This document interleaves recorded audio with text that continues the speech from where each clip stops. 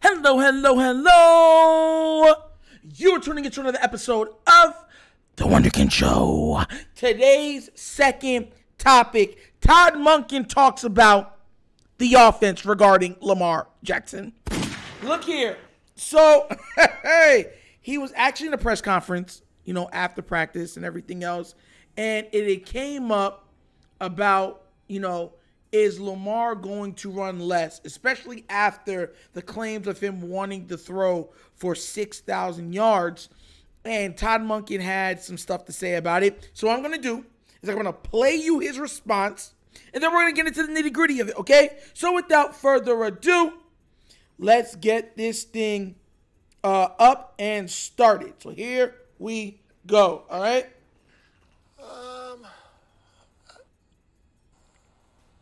How do I say this? Again, I think it goes back to the players that you have.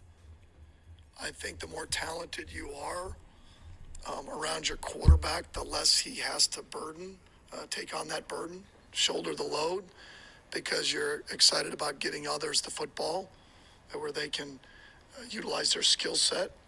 So I think that kind of answers itself. I think that as you get further into your career, as Lamar gets older, as everybody does. I mean, you want to take some of that off of the player as best as you can, but he has a unique trait, a unique skill set. You can't take that completely out of his toolbox because that's a huge weapon for him and for us, is using his feet. So pretty much what he's saying is, look, they're asking, is he going to run less? And Todd Monken hit him with that. Look, let's be real about something, okay? Lamar Jackson is a top flight passer. We all know that. But his legs are absolutely generational. Like, they do not come around often. They just don't. And what he is alluding to is it would be malpractice to take away that facet of Lamar Jackson's weaponry or in his toolbox, and I agree. Pretty much what they're saying is there's going to be no more designed runs. That's pretty much what they're saying. I don't know how you guys are hearing it, but that's how I'm hearing it. I'm hearing that, look, there's going to be probably no more designed runs. If we want to run, we got J.K. and we got Gus the Bus. That should be what everyone should be happy about that, for number one. Number two, if everybody's covered, Lamar go be special. Like, that's exactly what we've been clamoring for and asking for forever. Listen, Lamar, everyone has to understand this. Lamar is a runner, a pure runner. If everybody's covered and they got to put that safety back to guard those receivers, Lamar will gain more yards on way less attempts simply because there can't be everywhere at once. I don't know if y'all watched that movie Jumper with all the teleportation and everything. There's no teleportation for the safeties. If anything, it's going to be Lamar teleporting from the pocket all the way to the end zone. Hey! So I'm not worried about it. Tell you the truth, Lamar is set his sights on all, or pretty much the passing records. Like, let's be real. That's what 6,000 would do for you. That's exactly what it would do for you. 6,000 yards. Even if it was total yards, that's record. Like, you're talking about, if Lamar gets 6,000 passing yards, it's the greatest quarterback season of all time. If he gets 6,000 total yards, it's the greatest quarterback season of all time. So either way, we're good. We're not worried about that. What I want to see from this offense is diversity. There is no reason that J.K. Dobbins shouldn't be used. There is no reason that Bateman shouldn't be used. There is no reason that Mark Andrews shouldn't be used. There is no reason for OBJ not to be used. There is no reason for Zay Flowers not to be used. Do you get where I'm coming from? I wanted to go over this earlier. Oh, yeah, because I had pictures of this, and I wanted to make sure I broke this down for y'all because I didn't get to do it earlier, right? because a lot of people don't understand about this, so I'm going to break it down for y'all so you understand where I'm coming from. The most passing yards in NFL history is Peyton Manning with 5,477 yards. Okay? Just want to make sure you understand that. Okay? Most passing yards in a game is 554. Okay? He did that. I want you to understand this. He passed for 5,477 yards on 659 attempts. To show you what that means, he completed 68% of his passes. Tom Brady, when he threw for his 5,316 yards, he had 719 pass attempts just to keep stuff in. And Tom completed 67.5% of his passes. Okay? But here's the kicker. See, this is where I think Lamar is going to hover. So that's the top 10. So you have Peyton Manning, Drew Brees, Tom Brady, Patrick Mahomes is number 4. That's crazy. He's number 4. Wow. Brady is number 5. So Brady's on there twice. Then Drew Brees again. Then Drew Brees again. Then Drew Brees again. Then Ben Roethlisberger. Then the next two is who I want to highlight. Jameis Winston with 5,109 passing yards. He did it on 626 attempts. But check this out. He only had a 60.7 completion percentage. That means 40% of the passes weren't even connecting. And he still put up 5,100 yards passing. Now with Lamar, I think he needs to be between 500, because the next two are Patrick Mahomes with 580, right? And then Dan Marino with 564. I think that's where Lamar Jackson has to hover, between 600 and 580 pass attempts. If he does that and these receivers give him yak, it's very, very, very doable. And here's why you guys should like that. Because the utilization of JK is going to be key in all of this. See, he's the odd man that no one's talking about. When you look at who I envision how they'll use JK, if you guys watched when Drew Brees, even before they had who they have now, I forgot his name off the top of my head, but the Saints, their utilization with Darren Sproles and other running backs, Mark Ingram, you know what I'm saying?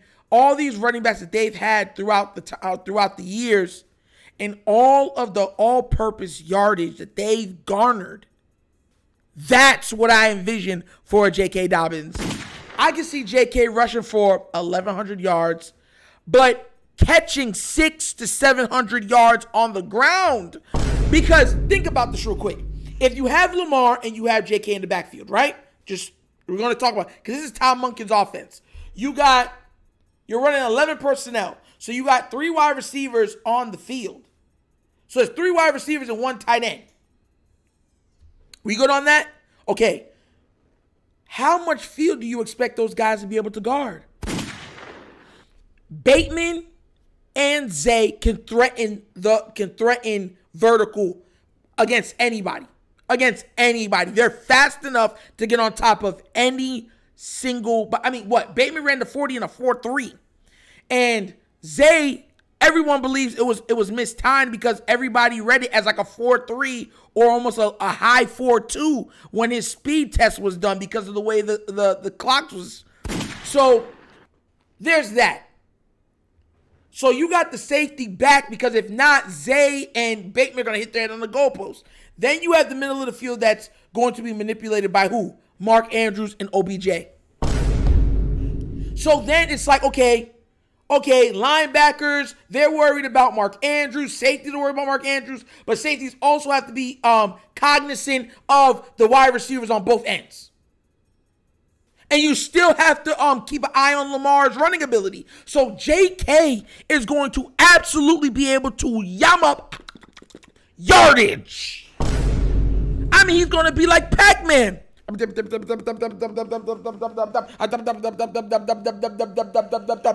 up all the balls. Pause. this team, like I said before, if Monken can put it all together, this team can be something historically special, something that we've never seen before. This team would have the opportunity to be, what no one is thinking about, what Andy Reid envisioned the Philadelphia Eagles to be when he had Michael Vick, Deshaun Jackson, Jeremy Maclin, and Shady McCoy at running back. That's what he's going to be able to do. He's going to have the opportunity to do that. You understand? Think about that real quick. That's pretty much what we're going to have in Baltimore.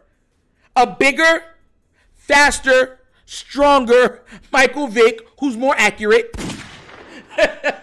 You're going to have Shady, which is JK. You're going to, for Deshaun Jackson, you're going to have Zay. For Jeremy Maclin, you're going to have Bateman. And we're not even putting into the factor of OBJ or a Mark Andrews. This could be a historical offense, and I expect it to be. And you guys should expect it to be. You know why? Because even the offensive coordinator doesn't know everything he's going to do. He's sitting there like, man, whoo. He's looking at the players at his disposal. He's looking at his playbook. He's looking at the quarterback that's going to orchestrate all of it. And he is sitting there saying,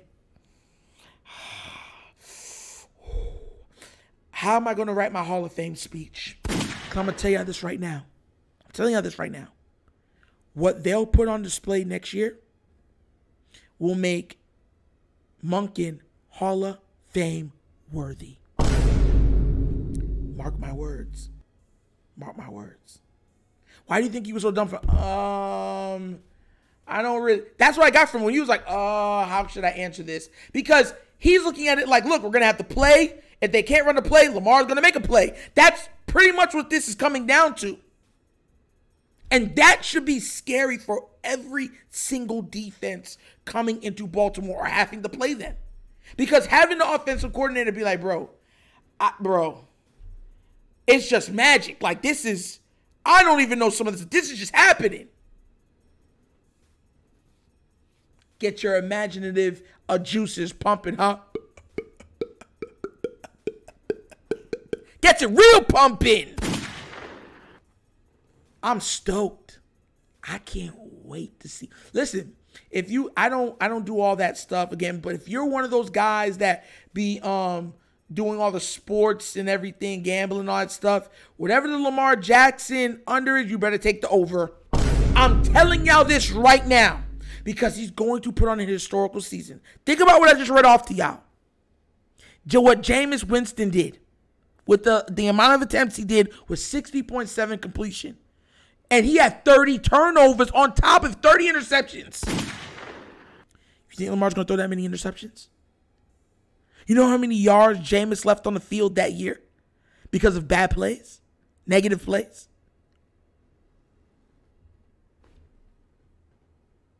I'm doing the Kanye thing. It's coming. It is coming. And that's another episode of The Wunderkind Show! Thank you all for watching. Once again, you know how we go down here. It's fun. It's hilarious. But it's rooted in fact and rooted in truth. So for everyone that hasn't already done so, please do remember, like, subscribe, hit that notification bell, leave a comment. I love the comments. Just be respectful to other people, and we got no problems. Also, if you would like to donate to this platform to help it grow, right, you will find at the bottom of the screen is a QR code, and that's to a Cash App. The Cash App is also available in every description of every video that we do, and the name of it is The Wunderkind Show. Also available is the Patreon. That's up now and running. What do you get if you become a patron? You get access to questions from subscribers, access to the Discord. You'll be up for sweepstakes for free merchandise. And there's going to be a fantasy football league this year, which we are going to be doing. There's going to be a prize for the winner also. I'm making sure that I'm giving out what y'all want. I'm giving out what you need. So once again, this is The Wunderkind Show. This is your host, Nitro, signing off. And as always, you guys knows my slogan. Peace and I am out of here. Yep.